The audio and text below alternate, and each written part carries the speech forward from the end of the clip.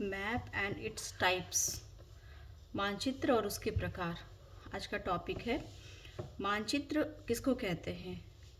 Map map शब्द की उत्पत्ति लैटिन भाषा के मैप्पा शब्द से हुई है, जिसका अर्थ कपड़े या मेजपोश या रुमाल होता है। तो जो मैप का जो डिफिनेशन है, मैप जो शब्द आया है वो मैप वो लैटिन भाषा से आया है, जिसको हम लोग हिंदी में मानचित्र कहते हैं। जब हम लोग इसके बारे में, मैप के बारे में लिखेंगे तो हम लोग इसका डिफिनेशन देंगे। तो दो राइटर्स के बारे में हम लोग, दो जो हैं हमारे ज्योग्राफर्स, इनका हम लोग पहले डिफिनेशन देंगे। फ्रेंच एंड ट्रिवार्था के अनुसार मानचित्र धरातल के आलेखी निरूपण होते हैं। ठीक है, क्या होता है? मानचित्र धरातल के आलेखी निरूपण होते हैं। According to French Trewartha, maps are graphic representations of the surface of the earth. जो हमारा सरफेस ऑफ द अर्थ है उसका ग्राफिक रिप्रेजेंटेशन ही होता है, उसको मानचित्र कहते हैं। F.J. मॉकहाउस ने बताया है, निश्चित मापनी के अनुसार धरातल के किसी भाग के लक्षणों के समतल सतह पर निरूपण को मानचित्र की संज्ञा दी है।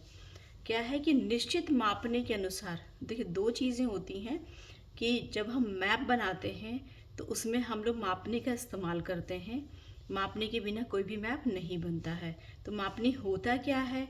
ये कह रहा है निश्चित मापने के अनुसार धरातल के किसी भाग के, धरातल का एक बड़ा भाग भी हो सकता है, छोटा भाग भी हो सकता है, लक्षणों, उसमें जो भी उसके लक्षण है, उसका जो फीचर्स है, कि समतल सतह पर निरूपण, उसको हमको किस पे बनाना है? समतल सतह पर उसको जो हम लोग निरूपित करते हैं, प्रेजेंट करते हैं, उसी को मानचित्र कहते हैं। दैट मीन्स मानचित्र में हम लोग किसका यूज़ करेंगे? मापने का यूज़ करते हैं।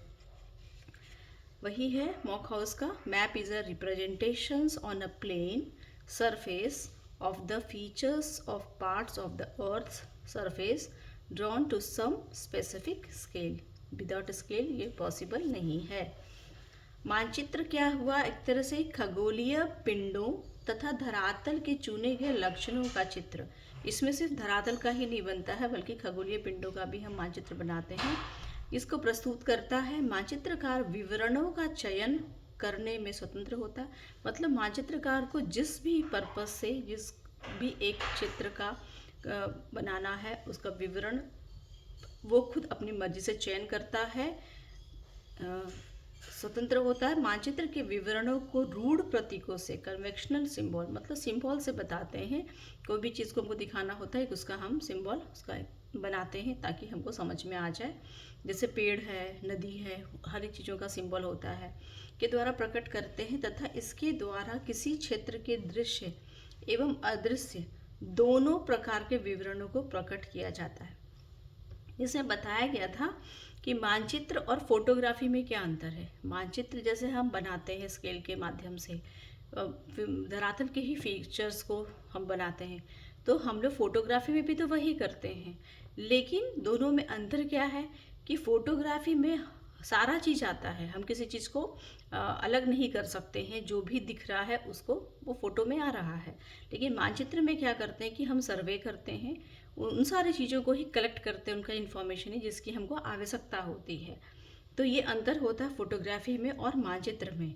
तो और ये कहते हैं फोटोग्राफी में कोई सिंबल की ज़रूरत नहीं है, डायरेक्ट उसका फ़ोटो होता है। लेकिन हम लोग मानचित्र में क्या करते हैं? सिंबल बनाते हैं किसी भी चीज़ को बताने के लिए। साथ में जो है फोटोग्राफी में कोई भी अदृश्य चीज़ों की चर्चा हम नहीं कर सकते हैं, बट मानचित्र में जो है हम अदृश्य चीज़ों को भी प्रदर्शित कर पाते हैं। जैसे जनसंख्या का घनत्व, प्रति व्यक्ति आय, वर्षा की मात्रा, सीमा रेखा इत्यादि। ये सारी चीज़ें जो हैं, जो कि प्रति व्यक्ति आय अदृश्य चीज़ है, हमारा डेटा के द्वारा होता है, इन सब को भी हम मानचित्र में के माध्यम से शो कर सकते हैं पेपर पे। लेकिन डायग्राम में फ़ोटो जो होता है, फ़ोटो चित्र से हम ये काम नहीं कर सकते। तो मानचित्र जो है वो ज़्यादा मल्टीपल पर्पस से ये यूज़ होता है। ठीक है, तो जब हम लोग मैप के बारे में, अगर हमारे साथ जब क्वेश्चन में आएगा कि मानचित्र और उसके प्रकार दोनों लिखेंगे, तो हम इतना डिफिनीशन और ये जो है हमारा नॉर्मल डिफिनीशन, इसको हम लोग ज़रूर लिखेंगे। अब हम लोग उसके लक्षण बता रहे हैं कि मानचित्र में जो है वो कौन कौन से लक्षण होते हैं, तभी वो मानचित्र कहलाएगा, है ना। किसी भी चीज़ का जो है उसका जो क्वालिटी है, उसमें क्या क्या चीज़ें होनी चाहिए तभी वो कंप्लीट होता है। तो इसमें बेसिकली 5 लक्षण हैं। जब हमको इसमें पूरा मैप के बारे में डिटेल आएगा ना, सिर्फ मैप के बारे में, तो हम ये पूरे लक्षण का डिटेल लिखेंगे। लेकिन जब हमारे पास टाइप्स इसके आएंगे और मैप और टाइप्स दोनों लिखने आएंगे, तो हम लोग वो तो डिफिनीशन लिखेंगे, साथ में ये सिर्फ हम लोग 5 लक्षण लिख करके छोड़ देंगे, इसको डिस्क्राइब नहीं करेंगे, नहीं तो बहुत बड़ा आंसर हो जाएगा। तो बट अभी हम आपको सारा इसके बारे में डिस्क्राइब करेंगे इस नोट्स में। पहला लक्षण है कि इसमें मापनी, विदाउट मापनी मानचित्र नहीं बन सकता है। पहला है मापनी, दूसरा है मानचित्र प्रक्षेप, हम लोग पढ़ चुके हैं प्रोजेक्शन कि प्रोजेक्शन क्या होता है। तीसरा पृथ्वी का द्विविमीय निरूपण, 2 dimensional representations of the earth. 3 dimension 2 dimension आप लोगों को पता है ना, लंबाई चौड़ाई मोटाई जब तीनों होता है तो फिर 3 डायमेंशन, 2 डायमेंशन लंबाई चौड़ाई को बताते हैं।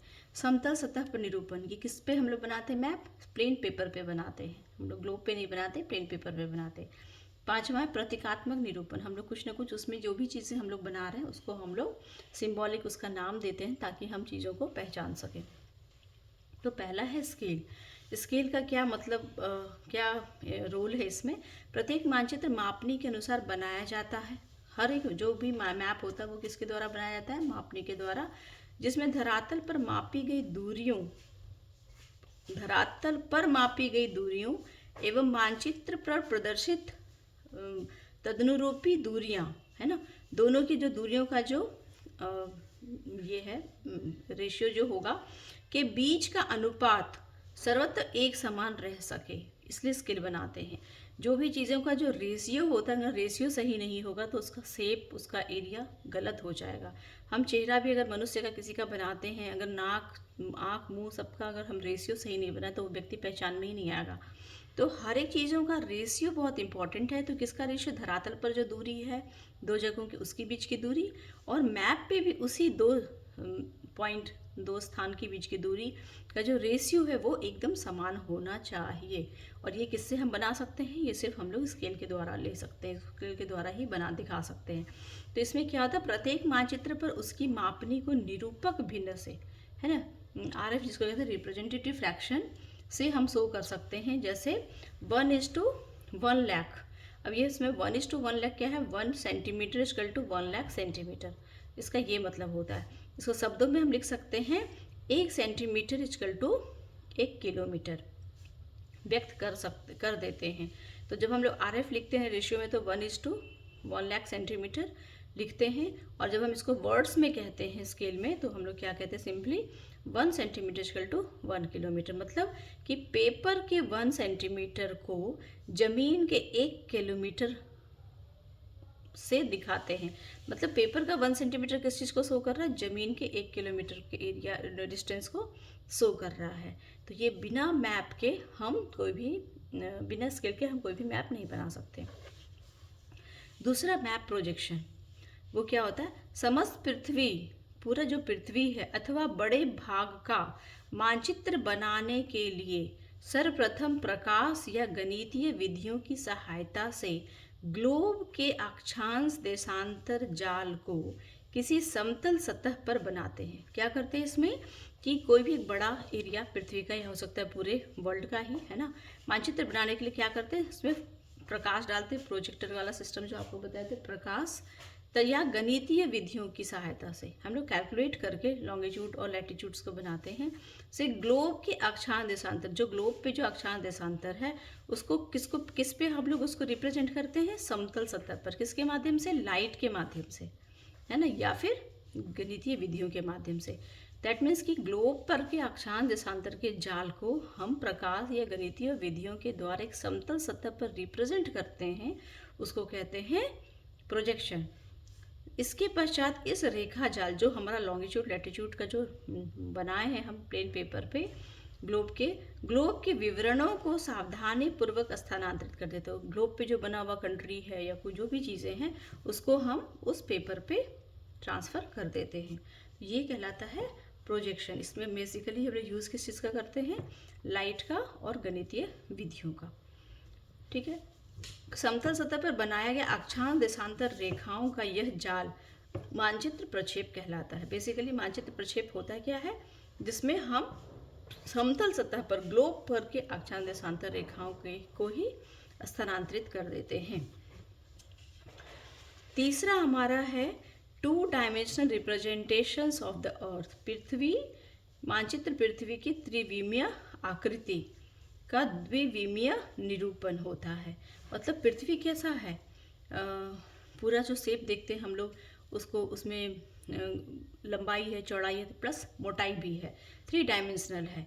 उसको फ्लैट पेपर पे हम लोग बनाएंगे तो कैसा होगा, उसकी मोटाई तो नहीं दिखेगी, उसका क्या दिखेगा, लंबाई और चौड़ाई हमको दिखेगा सिर्फ। तो ये होता है 3 डायमेंशन को हम किस रूप में बनाते हैं, 2 डायमेंशन के रूप में बनाते हैं। कब, जब हम मानचित्र बनाते हैं। तो ग्लोब होता है 3 डायमेंशन, बट मानचित्र होता है 2 डायमेंशनल। तो इसमें लंबाई चौड़ाई का ही निरूपण हो पाता है। जब मानचित्र में उच्चावच प्रदर्शित करने के लिए, अगर मान लीजिए हमको किसी ऊंचाई मोटाई दिखाना रहे, तो हम किस चीज़ का यूज करते हैं मानचित्र में दिखाने के लिए, समुच्च रेखा कंटूर लाइन का यूज करते हैं, हैस्यू और या हिल शेडिंग, है ना। पर्वतीय क्षेत्र को हम लोग शेड के द्वारा दिखाते हैं, दिखने लगता है कि वो भाग ऊंचा है। संदर्भ आरेखन आदि से दिखाते हैं तो उसे उच्चावच मॉडल कहते हैं। ऐसा जिसमें कि ये सारी चीज़ों के द्वारा हम किसी जगह की ऊंचाई को भी दिखा रहे होते हैं, तो उसको क्या कहते हैं, उच्चावच मॉडल। फिर है हमारा चौथा, रिप्रेजेंटेशंस ऑन प्लेन सरफेस। किस चीज़ पे हम लोग इसको क्या करते हैं, मानचित्र को हम लोग प्लेन सतह पर ही शो करते हैं।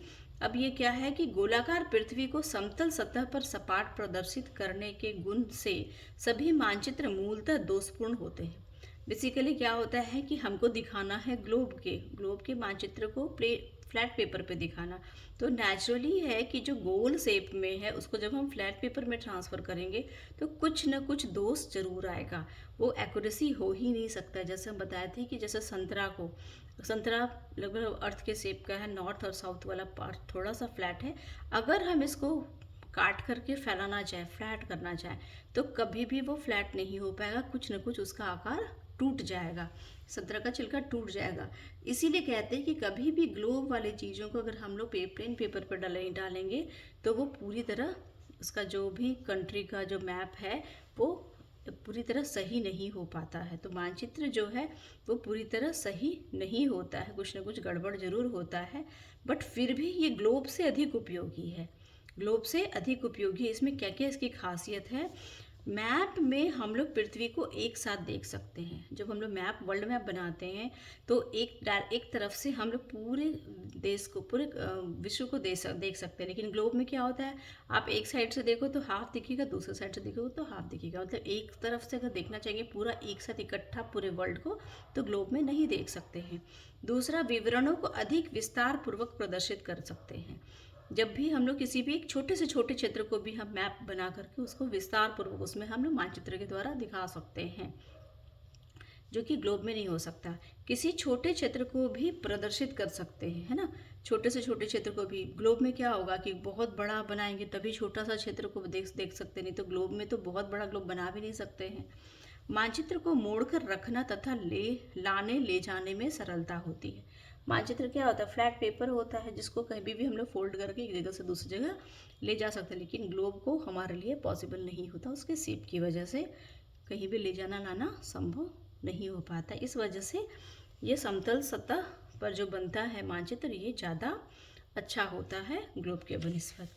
पांचवा है प्रतीकात्मक निरूपण, सिंबॉलिक रिप्रेजेंटेशन। विदाउट हम लोग कुछ बनाते हैं अगर फिगर मानचित्र में, तो उसको हम लोग सिंबल नहीं देंगे तो हम लोग पहचान ही नहीं पाएंगे, है ना।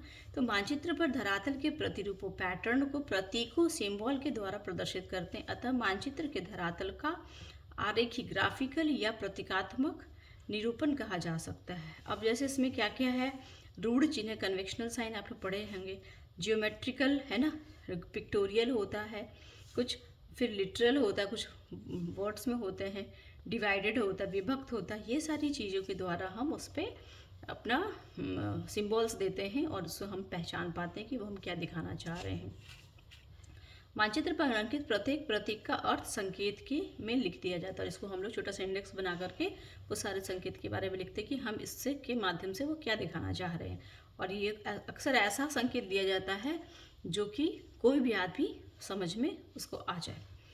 मानचित्र का उद्देश्य क्या होता है कोई भी मानचित्र का? मानचित्र पृथ्वी के आकार आकृति को मापने के अनुसार छोटा करके बोधगम्य बनाता है। क्या होता है, पूरा पृथ्वी इतना बड़ा है, लेकिन मापनी क्या होती है कि इससे छोटा करके हम लोग इसको बहुत ही छोटे जगह पे और उसी रेशियो से हम लोग दिखा पाते, ताकि हम लोग का वो शेप या उसकी जो एरिया में बिगड़े नहीं। दूसरा है विभिन्न प्रकार के भौतिक, आर्थिक, सामाजिक, सांस्कृतिक तथा राजनीतिक विवरणों में से केवल आवश्यकता अनुसार छाटे गए विवरणों को प्रदर्शित करते हैं। प्लस क्या है कि कोई भी टॉपिक से अगर हम बनाना चाहते हैं तो किसी एक टॉपिक से रिलेटेड भी हम मानचित्र बना सकते हैं। एक मानचित्र में सारा विवरण देने की आवश्यकता नहीं है, तो बहुत ईजी हो जाता है और उसमें एक्यूरेसी भी होता है, समझना भी आसान होता है। भूगोल में मानचित्र का सबसे अधिक प्रयोग होता है, अतः इसे भूगोलवेत्ता का उपकरण भी कहते हैं। बिना ज्योग्राफी जो है बिना मैप के संभव नहीं है। मानचित्र का उपयोग दिन प्रतिदिन बढ़ता जा रहा है आजकल के टाइम में, क्योंकि मानचित्र के द्वारा बहुत इजी वे में हम लोग किसी चीज़ को रिप्रेजेंट कर पाते हैं, समझने में बहुत सुविधाजनक होता है, बहुत कम समय में समझ जाते हैं, इस वजह से हम लोग के लिए ज़्यादा यूज़फुल है। अब हम लोग पढ़ेंगे, इतना हम लोग लिख लेंगे, मैप के बारे में जब आएगा तो इतना पूरा डिटेल में लिखेंगे, लेकिन हाँ सिर्फ मैप के बारे में तो डिफिनेशन उसका देंगे और उसके बाद हम उसका टाइप लिखेंगे, अगर टाइप लिखने आएगा तो। मानचित्र के प्रकार, एक हम ये जरूर एक बता दिए हैं, टेबल जैसा बना दिए हैं ताकि आपको समझ में आ जाए। इसको आप 2-3 बार पढ़ेंगे तो आपको याद हो जाएगा, बहुत ईजी है याद करना। फिर इसको हम लोग डिटेल में पढ़ेंगे। पहला है कि इसके 4 मुख्य आधार हैं जिस आधार पे मानचित्र को बांटा गया है। पहला है मापनी के अनुसार, इसको कैसे बांटा गया, मापनी के अनुसार स्केल के अनुसार इसको 2 भाग में बांटा गया, बृहद मापनी और लघु मापनी। बृहद मापनी में क्या होता है, किसी भी चीज़ को बृहद करके दिखाते हैं, जैसे इसमें, लेकिन ये है आपका वर्ड में देखिए, बृहद मापनी में हमेशा छोटे एरिया को दिखाते हैं, लघु मापनी में बड़े एरिया को दिखाते हैं। जैसा वर्ड उसका अपोजिट याद करने का तरीका है। बृहद मापनी में किसी भी चीज़ को हम विस्तार करके दिखाते हैं, तो विस्तार करके किस चीज़ को दिखा सकते हैं, छोटे एरिया को ही दिखा सकते हैं। लघु मापनी में बड़े एरिया को लेते हैं जिसको कि हम विस्तार करके नहीं दिखा सकते हैं। तो लघु मापनी में एरिया बड़ा होता है लेकिन बहुत विस्तार से नहीं होता है। बृहद मापनी में क्या होता है कि एरिया छोटा होता है बट वो विस्तार करके दिखाया जाता है। तो ये इस ढंग से हम लोग देखेंगे। मापनी के अनुसार बृहद मापनी है, लघु मापनी है। बृहद मापनी में कौन कौन सा मानचित्र आता है, भू संपत्ति मानचित्र, दूसरा स्थलाकृति मानचित्र। ये 2 तरह के मानचित्र होते हैं जो कि बृहद मापनी के द्वारा बनाया जाता है। दूसरा लघु मापनी के द्वारा क्या बनाया जाता है, वॉल मैप बनाया जाता है या एटलस मानचित्र बनाया जाता है। ये लोग कैसा बनाया जाता है, लघु मापनी के द्वारा ये बनाया जाता है ये मानचित्र। ये मापनी के अनुसार हो गया 2 टाइप। दूसरा हो गया स्थलाकृति लक्षणों के अनुसार। स्थलाकृति लक्षण के हिसाब से 2 है, उच्चतादर्शी मानचित्र और प्लैनीमीटर मानचित्र। इसमें कितना हाइट है उसका, उस हिसाब से उसके लक्षण के हिसाब से हम लोग 2 तरीके से बांटा जाता है। तीसरा उद्देश्य के अनुसार, किस उद्देश्य से मानचित्र बनाया जाता है। अभी के टाइम में क्या है ना कि मानचित्र हर उद्देश्य से बनाया जा सकता है, पॉसिबल, हर सब्जेक्ट में मैप हो सकता है और ये बहुत ही कंफर्टेबल और बहुत ही इंपॉर्टेंट हो जाता है आज के डेट में। तो उद्देश्य के हिसाब से हमारा कितने तरह के सबसे ज़्यादा इसी में है, तो पहला है भौतिक उद्देश्य, दूसरा है जनसंख्या एवं बस्ती मानचित्र, समान सांस्कृतिक मानचित्र, राजनीतिक मानचित्र, ऐतिहासिक मानचित्र, सैनिक मानचित्र, आर्थिक मानचित्र। ये टोटल 7 हैं जिस उद्देश्य से मानचित्र के टाइप्स हैं बनाया गया है। अब भौतिक मानचित्र में, भौतिक मतलब है ना जो हमारे ज्योग्राफी से रिलेटेड है। अब इसमें खगोलीय हो गया, ये बहुत इजी है याद करना। समदिक्पाती, इसमें एंगल दिखाते हैं नॉर्थ पोल साउथ पोल के बीच का। भूकंपीय, भूकंप को दिखाते हैं। भूवैज्ञानिक, जमीन के नीचे के चीज़ों को दिखाते हैं। उच्चावच, ऊंचाई को दिखाते हैं। जलवायु, मौसम, मृदा, वनस्पति को दिखाते हैं। अपवाह तंत्र को दिखाते हैं, ड्रेनेज सिस्टम को, महासागरीय वितरण को दिखाते हैं। तो इतने सारे भौतिक मानचित्र के अंतर्गत इतने टाइप है, इसमें आप आराम से पूरा नहीं भी हो तो कम से कम 5-6 जरूर याद करके लिखिएगा। और बहुत कॉमन है ये याद, बहुत टफ नहीं है याद करना। दूसरा जनसंख्या एवं बस्ती, जनसंख्या को दिखा सकते हैं हम लोग। है ना। इसमें हम लोग पॉपुलेशन डेंसिटी और डिस्ट्रीब्यूशन को दिखाते हैं। समान सामाजिक मानचित्र, इसको हम लोग डिटेल में पढ़ेंगे। फिर हम लोग आर्थिक में हम लोग का, और इसमें 5 है, ये बहुत इजी है। आर्थिक मतलब हमारे इकोनॉमी से रिलेटेड भूमि उपयोग, परिवहन, कृषि, खनिज, औद्योगिक। ये बहुत सिंपल और इजी है, इसको याद बहुत करने की जरूरत नहीं, पढ़ेंगे तो अपने आप समझ याद हो जाएगा। 5वां है रचना शैली के अनुसार 2 टाइप हैं, गुणात्मक मानचित्र और मात्रात्मक मानचित्र। तो ये हो गए हमारे मानचित्र के टाइप्स। तो 4 बेसिकली हमको 4 चीज़ याद करना है। मापनी के अनुसार क्या इनमें बांटा गया है, स्थलाकृति के लक्षण के हिसाब से 2 भाग है। ये उद्देश्य के अनुसार ज़्यादा है बट बहुत टफ नहीं है, बहुत इजी है ये। और 5वां है रचना शैली के अनुसार। तो इतना आप 2-3 बार पढ़ेंगे तो आपको याद हो जाएगा। फिर हम बस इसको डिस्क्राइब करेंगे अभी। मानचित्र के अनुसार पहला है मापनी के आधार पर 2 भाग बांटा गया, बृहद मापनी और लघु मापनी। बृहद मापनी के अंतर्गत क्या होता है, भू संपत्ति मानचित्र, नगरों के प्लान तथा स्थलाकृतिक मानचित्र बनाया जाता है। ठीक है, बृहद मापनी में आपको बताया कि एरिया छोटा होता है लेकिन उसको हम विस्तार के रूप में दिखाते हैं ताकि उस पर काम किया जा सके। तो इसमें भू संपत्ति मानचित्र है, दूसरा स्थलाकृतिक मानचित्र है। अब हम लोग ये देखेंगे भू संपत्ति मानचित्र क्या होता है। भू संपत्ति से ही समझ में आ रहा है, संपत्ति से रिलेटेड। मानचित्र में नगरों के प्लान, नगर का कैसा प्लानिंग है, उसको कैसा उसका सेटलमेंट होना चाहिए, मार्ग रास्ता है ना, सड़क, नागरिक भवन, ग्राम का मानचित्र, खेत की सीमा, जलाशय, कुएं इत्यादि हैं। ठीक है, ये सारी चीज़ें हैं, छोटे छोटे जगहों को कॉन्सेंट्रेट किया गया है। ये भूमि, भवन, कर, प्रॉपर्टी टैक्स क्यों बनाया जाता है इस टाइप का मैप, कि प्रॉपर्टी टैक्स लगा, जिसका घर कहाँ पे किस एरिया में है, कितना कॉमर्शियल है कि नहीं है, तो उस पर सरकार जो है प्रॉपर्टी टैक्स लगा सकती है।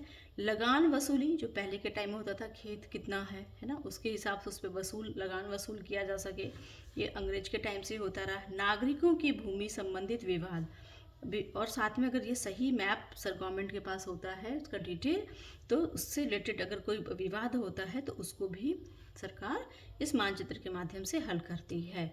तो ये अभी भी आप देखो सर्वे चल रहा है, तो उसमें ये सारे जो है ना हमारे भू संपत्ति मानचित्र इसमें बहुत ही काम करता है।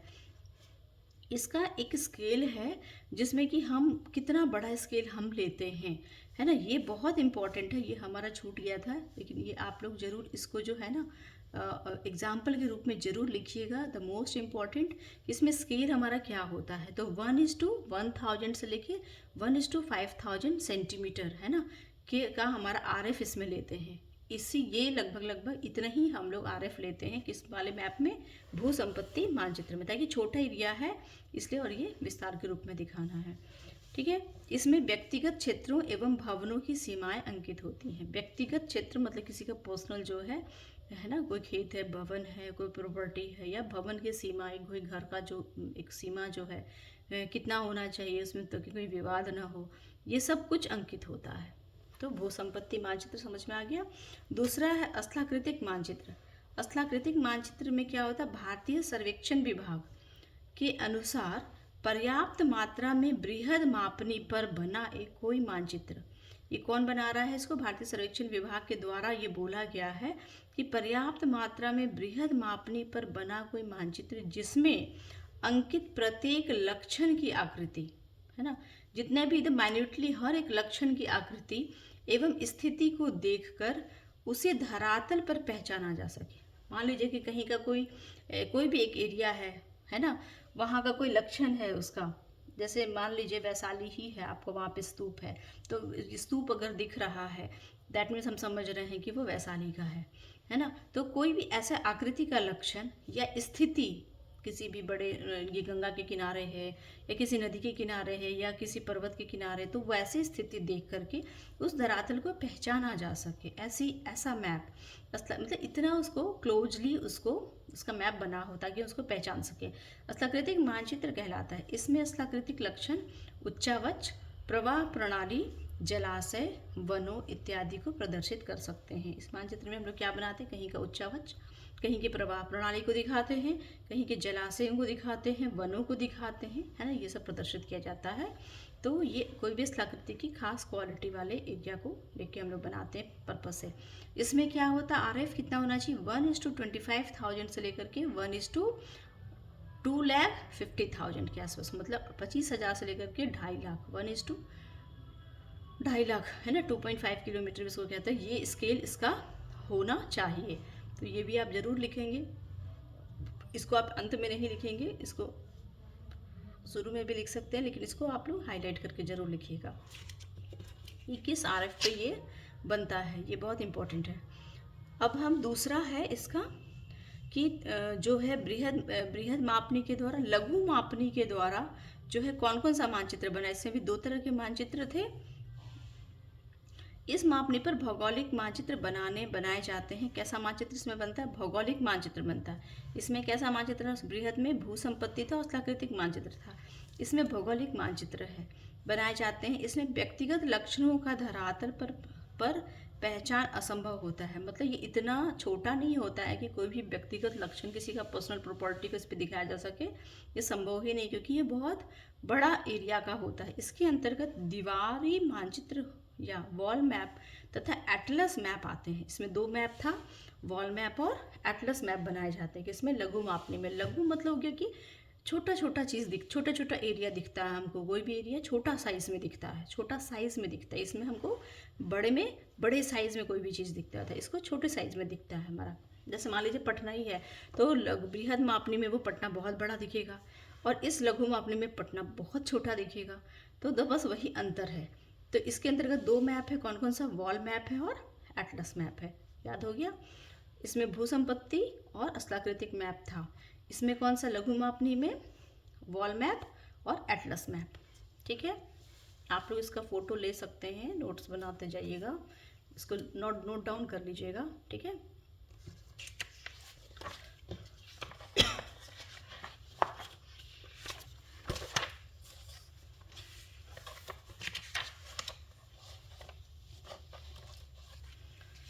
हाँ, वॉल मैप क्या होता है।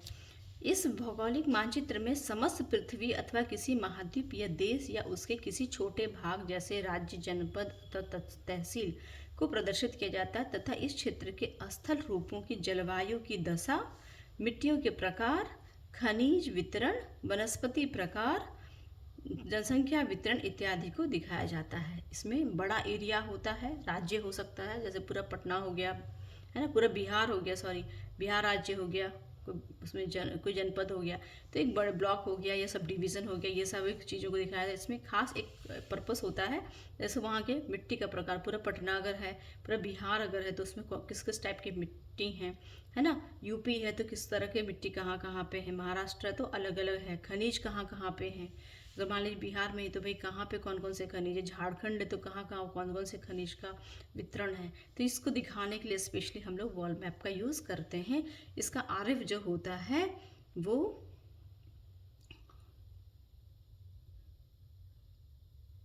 15 करोड़ 1:15 करोड़ सेंटीमीटर, है ना, हम लोग दिखा सकते हैं इसको, या 1:, ये कितना है, 2 करोड़ 50 लाख सेंटीमीटर, ये हम लोग दिखा सकते हैं इसमें RF में। ये जरूर लिख लीजिएगा कि वॉल मैप में जो स्केल होता है, RF होता है, वो कितना लेते हैं हम लोग।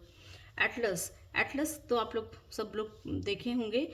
इसमें मानचित्र प्रायः कितना होता है RF, इसमें 20 लाख से छोटी मापनी पर बनाए जाते हैं। मानचित्र जो होते हैं भिन्न भिन्न आकारों में मुद्रित की जाती है, अलग अलग साइज के होते हैं, अतः उनमें मानचित्र के निरूपण भिन्नों में पर्याप्त अंतर। तो कभी बुक में भी हम लोग देखे हैं एटलस को, है ना, और कभी बड़े पेपर पे भी होते हैं, तो अलग अलग साइज के होते हैं। ऑक्सफोर्ड एटलस में संसार के मानचित्र को 1:110 करोड़ पर बनाया जाता है, या फिर 1:110 मिलियन महाद्वीपों पे बनाया जाता है। महाद्वीपों के मानचित्र को जो है ना इतना और इतने पर बनाए जाते हैं। ये सब है, आप RF इसका लिख लीजिएगा कि इतना होना चाहिए। भारत के नेशनल एटलस ऑफ इंडिया का मापनी जो है वो 1:10 लाख 10 लाख पर तैयार हुआ है, 10 लाख क्या सेंटीमीटर है ना कि तैयार हुआ है, और 1:150 लाख मापनी पर बने भारत के मानचित्र का आकार 13 × 30 सेंटीमीटर है। मतलब इतने 30 × 32 सेंटीमीटर का मैप में इतना जो मापनी है हमारा, इस स्केल पे हमारा वो मानचित्र जब बनता है भारत का, इंडिया का, तो वो कितने सेंटीमीटर पेपर पे बनता है? 32 × 30 सेंटीमीटर पे बनता है। तो ये सब थोड़ा अट्रैक्टिव होगा आंसर में, अगर आप इस टाइप का एग्जाम्पल देंगे तो इसका स्केल तो जरूर लिख दीजिएगा दोनों का। दूसरा, अब ये खत्म हो गया हमारा स्केल के आधार पर, 4 हो गया बृहद स्केल और लघु स्केल। अब है स्थलाकृतिक लक्षणों की मात्रा के अनुसार कौन कौन सा 2 तरह का था मानचित्र।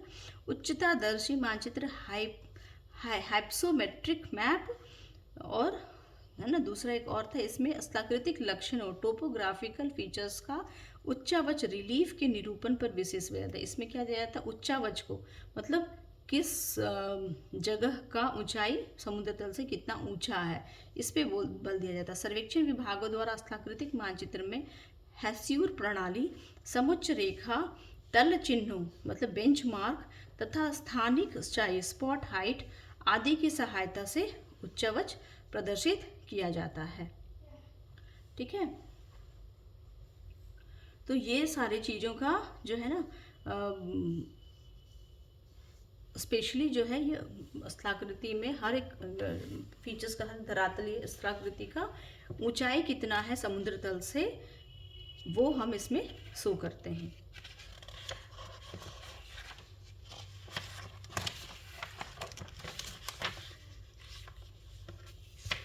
इसका आप लोग एक बार फोटो ले लें ताकि नोट्स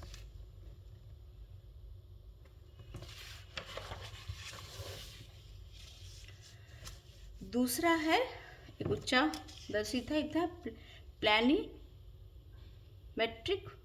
मानचित्र, प्लानीमेट्रिक मैप है। इसमें क्या होता है कि स्थलाकृति लक्षणों के बजाय सांस्कृतिक एवं आर्थिक तत्वों के निरूपण की की प्रधानता होती है। इसमें स्थलाकृतिक लक्षण नहीं बताते हैं, जैसे ऊंचाई बताया वो नहीं बता करके, इसमें सांस्कृतिक और आर्थिक तत्वों का निरूपण करते हैं। जैसे सांस्कृतिक आर्थिक क्या है, इसमें समुद्र तल से ऊंचाई प्रकट करने के लिए विशेष स्थान पर अंकों में ऊंचाई लिख दिए जाते हैं। समुद्र तल से कितना ऊंचा वो क्षेत्र है उसको अंकों में लिखा जाता है। अधिकांश थीमेटिक मानचित्र इसी पर खास थीम पे बनाया जाता है। ठीक है, वो सांस्कृतिक और आर्थिक थीम हो सकता है, उस पे ये मानचित्र बनाया जाता है। अब तीसरा जो है, उद्देश्य के अनुसार मानचित्र में भेद जो थे वो कौन कौन से, हमारा किस पर्पस से मानचित्र बनाए जाते हैं, तो उसमें कई पर्पस हैं, अभी हम लोग पढ़ते जाएंगे। भौतिक मानचित्र, भौतिक फिजिकल फीचर्स से रिलेटेड जितने भी होंगे मानचित्र वो हैं। ये है प्राकृतिक वातावरण के तत्वों का वितरण प्रदर्शित करने वाले मानचित्र। भौतिक मानचित्रों की संख्या दी जाती है। इसमें कौन कौन सा है, जिसको आप टर्म्स याद कर लेंगे तो अपने आप लिख लीजिएगा। पहला खगोलीय, सबसे पहले ऊपर आकाश से शुरू हुआ खगोलीय मानचित्र, एस्ट्रोनॉमिकल मैप। इसमें क्या नक्षत्र पुंज, प्लैनेट है ना, उपग्रह, सब चीज़ का दिखाया जाता है, डायग्राम, नेबुला। दूसरा है समदिक्पाती मानचित्र, ये है आइसोगोनिक मैप। इसमें क्या होता है कि जो ओरिजिनल जो हमारा नॉर्थ पोल साउथ पोल है अर्थ का, और दूसरा जो चुंबकीय जो हमारा नॉर्थ पोल साउथ पोल रेखा होता है, इन दोनों के बीच में कुछ ना कुछ डिफरेंसेस होता है। इन दोनों के डिफरेंसेस के बीच में जो एंगल बनता है ना, उसको कहते हैं चुंबकीय दिक्पात प्रदर्शित दिक्पात मानचित्र। इसमें हम लोग ये दिखाते हैं कि जो हमारा, क्योंकि आप लोग पढ़े होंगे प्लेट टेक्टोनिक में भी प्लेट्स मूव कर रहे हैं, तो उस वजह से चुंबकीय जो उत्तर दक्षिण जो रेखा होती है उसमें, और जो हमारा भौगोलिक जो उत्तर दक्षिण रेखा उसमें अंतर होता रहता है। इसके दोनों के बीच में कितने का अंतर है, इसको हम लोग कोण के द्वारा इंडिकेट करते हैं, और इसी को दर्शाने के लिए हम लोग आइसोगोनिक मैप का यूज़ करते हैं। तीसरा भूकंपीय मानचित्र, सिस्मिक गैप। बताइए इसमें कि भूकंप की संख्या जिस क्षेत्र में आता है, कितनी जगहों को वो तीव्रता उसकी क्या थी, उसकी संख्या कितनी थी, प्लस उसका एरिया कितना था, इन सारी चीज़ों को दिखाते हैं। भूवैज्ञानिक मानचित्र, जियोलॉजिकल मैप। इसमें क्या होगा, जियोलॉजिकल मतलब जमीन के नीचे, सैल दृश्यांश, रॉक आउटक्रॉप्स मतलब जो हमारे चट्टान दिख रहे हैं उसका जो वितरण है ना, डिस्ट्रीब्यूशन। सैल संस्त्र, बेड रॉक बेड जो है, डिप कितना है ना, फिर इसका डायरेक्शन है, फिर फ्रैक्चर लाइन है, फिर एक्सिस ऑफ फोल्ड, ये सारा चीज़ हम लोग बना के दिखाते हैं किस मानचित्र में, जियोलॉजिकल मैप में। फिर है उच्चावच मानचित्र, रिलीफ मैप, इसके धरातल की दशा प्रदर्शित होती है। सामान्य उच्चावच, उच्चावच मतलब क्या हो गया, कंटूर लाइन जो है ना, हाइट उस जमीन का आसपास के एरिया से हाइट उसका कितना, समुद्र तल से हाइट उसका कितना है। भू आकृतिक मानचित्र, लैंडफॉर्म मैप, भू ढाल मानचित्र, भू ढाल मतलब उसके जो ढाल कितना है, लैंड स्लोप्स है ना, समभूमि अनुपात, समभूमि मतलब उसमें भूमि में समानता कितनी है, कितना समतल है, वो फ्लैट लैंड है, ये सारा चीज़ हम दिखाते हैं। तो ये हमको दिखाने से, समभूमि का दिखाने से ये पता चलता है कि उसमें कृषि और करना कितना सुविधाजनक है। मान लीजिए ढाल ज़्यादा है तो उस पर हम लोग स्टेप फार्मिंग कर सकते हैं, ईजी नहीं होगा ना घर बनाना ना कुछ और बनाना। तो ये सारी चीज़ें है ना, जब धरातल की जब दशा हमको पता चलती है, ये किससे पता चलता है, उच्चावच मानचित्र से पता चलता है। तो हम उस पर कैसे काम करेंगे वो हम निर्णय ले पाते हैं। किसी किसी में भू ढाल और आपेक्षिक आर्द्रता, रिलेटिव जो हाइट्स है ना, वो दोनों ही प्रदर्शित उस मैप में करते हैं। तो उस मैप को क्या कहते हैं, ट्रैकोग्राफिक मानचित्र, ट्रैकोग्राफिक, जिसमें कि हम लोग उच्चावच भी दिखाते हैं और ढाल भी दिखाते हैं, एक साथ दोनों दिखाते हैं, तो उसको कहते हैं ट्रैकोग्राफिक। ये सब ऑब्जेक्टिव में क्वेश्चन पूछ सकता है कि भाई दोनों को दिखाते हैं तो ट्रैकोग्राफिक मैप में क्या दिखाते हैं, है ना। समभूमि जो है ना, फ्लैट लैंड किस लिए इम्पोर्टेंट होता है, ये सारी चीज़ें से ऑब्जेक्टिव क्वेश्चंस निकल सकते हैं। ठीक है, तो उद्देश्य की पूर्ति से के लिए हम लोगों ने अभी ये भू आकृति हुआ है, और जलवायु या मौसम विज्ञान, इसमें क्या है, किसी भी जगह का औसत तापमान, वर्षा, वायुदाब इत्यादि को दिखाते हैं। दैनिक मौसम को भी मानचित्र के द्वारा दिखाते हैं। जब हम लोग टीवी में देखते हैं ना, तो लास्ट में कहाँ पे बारिश हो रहा है, कहाँ पे कितना हवा चलेगी, वो हम लोग इसी मैप के द्वारा दिखाते हैं ना। मृदा मानचित्र, इसमें क्या दिखाते हैं, मिट्टियों का वितरण, किस तरह का मिट्टी, उस हिसाब से हम वहाँ पे किस टाइप का हमारा क्रॉप्स हो सकता है, ज़्यादा होगा, उस ढंग से हम लोग प्लानिंग करते हैं। तो मृदा मानचित्र खेती के लिए, कृषि के लिए इम्पॉर्टेंट है। वनस्पति मानचित्र में वन, कहाँ पे घास का मैदान है ना, कहाँ पे कटीली झाड़ियाँ हैं, कैसा क्लाइमेट है, उससे रिलेटेड वनस्पति होगा। तो ये सारी चीज़ों से हम वहाँ का ज़मीन का उपयोग पता कर सकते हैं। अपवाह प्रणाली, ड्रेनेज सिस्टम, कौन सी नदी कहाँ आके मिल रही है, जब हम इसका मानचित्र बनाते हैं तो उस पर कोई भी प्रोजेक्ट बनाना हमारे लिए ईजी होता है ना। पॉपुलेशन डिस्ट्रीब्यूशन का पैटर्न भी इस पर निर्धारित रहता है। गंगा के सारे किनारे जो है ना, जहाँ से गंगा बहती है वहाँ पूरा का पूरा पॉपुलेशन डेंसिटी सबसे ज़्यादा है। तो ये अपवाह मानचित्र में हमारा ड्रेनेज सिस्टम दिखता है पूरे कंट्री का। महासागरीय मानचित्र, ओशन मैप है, समुद्र में कहाँ पे उसकी तली की बनावट है, कितना है, कहाँ पे रिच है ना, कहाँ पे अवसादों का वितरण कैसा है, धाराओं की प्रकार, ठंडा धारा, गर्म धारा है ना, इसका किस कहाँ पे ठंडी धारा, कहाँ पे गर्म धारा है, दिशा, डायरेक्शन क्या है ना, जहाज को चलने में भी सुविधा होगा। महासागरीय लवणता, कितना उसमें सैलिनिटी है, साथ में ये सब चीज़ प्रदर्शित करते हैं हम लोग इसमें महासागरीय मानचित्र में। तो ये सारा का सारा जो था वो हमारा भौतिक मानचित्र में के अंतर्गत आता था। अब ये दूसरा है, ये किसका टाइप है, ये हमारा जो है ये उद्देश्य के अनुसार जो मानचित्र बनता है। पहला भौतिक मानचित्र हो गया, अब दूसरा है जनसंख्या एवं बस्ती मानचित्र। अब जनसंख्या से रिलेटेड कैसे है, जनसंख्या का वितरण, किस कंट्री में कहाँ पे कितना डेंसिटी है, किसी खास जगह पे बहुत ज़्यादा डेंसिटी है, कहीं पे कम डेंसिटी है, कहीं पे है ना सघन है, विरल है, ये स्त्री पुरुष का अनुपात क्या है, आयु वर्ग, जन्म मृत्यु दर कैसी है, ये सारा चीज़, व्यावसायिक संरचना क्या है, ये सारी चीज़ों को हम मानचित्र के द्वारा प्रदर्शित कर सकते हैं। किसी भी डेटा को हम लोग रिप्रेजेंट कर सकते हैं मैप के द्वारा, और मैप को देखते ही हमको पता चल जाएगा कि वो मैप क्या बताना चाह रहा है। ठीक है, समाज सांस्कृतिक मानचित्र, समाज और सांस्कृतिक मानचित्र हमारे सब काम, धर्म है, जाति है, शिक्षा, भाषा, वेशभूषा, स्वास्थ्य, कला, मनोरंजन, पर्यटन से संबंधित भी मानचित्र हमारे बनते हैं। राजनीतिक मानचित्र, देश की अंतर्राष्ट्रीय तथा प्रशासनिक सीमाएं, राष्ट्रीय, प्रांतीय राजधानी, अन्य प्रशासनिक केंद्र को प्रदर्शित करता है। राजनीतिक मानचित्र में क्या क्या है भाई, अंतर्राष्ट्रीय सीमा कौन सी है, प्रशासनिक सीमा कौन सी है, राष्ट्रीय है, प्रांतीय है, ये सारे प्रशासनिक केंद्र को प्रदर्शित करते हैं राजनीतिक मानचित्र में। ऐतिहासिक में राजा के अधिकार, हम लोग जब कभी हिस्ट्री का देखेंगे मैप तो उसमें कौन कौन से राजा का कहाँ शासन था, है ना, आक्रमण के मार्ग कौन से थे, ऐतिहासिक महत्व किस क्षेत्र का कितना है, वो सब ऐतिहासिक मानचित्र में पता चलता है। सैनिक मानचित्र सेना के उपयोग के लिए बनाए जाते हैं, जैसे सामान्य मानचित्र उनके लिए होता है, स्रोतजी मानचित्र होता है, स्ट्रेटेजिक मैप, सामरिक मैप, टैक्टिकल मैप होता है, फोटो मैप होता है। और इस ढंग से सेना को उनके सही जो है ना अपने रास्ते के बारे में उनको बताता है इस मैप के द्वारा। वायुयान द्वारा भी फोटो मैप लिया जाता है इसमें, और सूचनाएं उसमें उनको डिटेल दिया जाता है रास्तों के बारे में, ताकि वो कहीं भी फंसे नहीं। लास्ट में है आर्थिक मानचित्र, वो अभी हम लोग भौतिक पढ़े थे, फिर बहुत सारा हम लोग पढ़े है ना, सामाजिक सांस्कृतिक ये सब। अभी आर्थिक मानचित्र में कई चीज़ें हैं, जैसे भूमि उपयोग कृषि से रिलेटेड है, वन चारा कृषि, परिवहन, सड़क मानचित्र, रेल मार्ग, वायु मार्ग, ये हमारे आर्थिक क्रिया से रिलेटेड है। कृषि मानचित्र फसलों का विवरण, फसलों की कोटि है ना, कृषि दक्षता, ये सब है। खनिज मानचित्र खनिज क्षेत्र, खनन केंद्रों की स्थितियाँ, तथा औद्योगिक मानचित्र औद्योगिक पेटियां तथा केंद्रों का वितरण प्रदर्शित किया जाता है। ये सारा हो गया आर्थिक। इसमें से कहीं पे भी आप 2-4 आराम से खुद से लिख सकते हो। फिर रचना शैली के अनुसार इसके 2 भेद हैं, एक है गुणात्मक मानचित्र, एक है मात्रात्मक। एक में क्वालिटी के हिसाब से इसको हमको दिखाते हैं, वो किसी भी क्षेत्र का किसी भी विषय का हो सकता है, एक किसी भी चीज़ के मात्रा को हम दिखाते हैं। तो रचना शैली के हिसाब से ये हो गया टोटल मानचित्र के प्रकार। तो आपको पढ़ा दिए मानचित्र किसे कहते हैं। जब हमको सिर्फ मानचित्र के बारे में शॉर्ट दोनों अगर क्वेश्चन एक साथ आता, मानचित्र और उसके प्रकार, तो हम मानचित्र का इतना ही डिफिनेशन लिखेंगे, बाकी हम उसके प्रकार को लिखेंगे, ठीक है।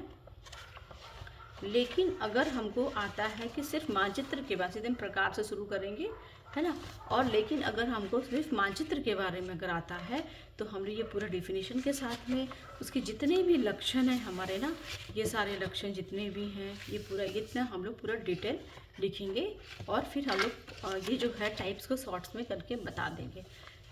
तो इस ढंग से पूरा आंसर आपका तैयार हो गया ये वाला। इसका आप लोग फ़ोटो ले लीजिए, है ना। मानचित्र उसके प्रकार हैं, दूसरा है उसके ये लक्षण,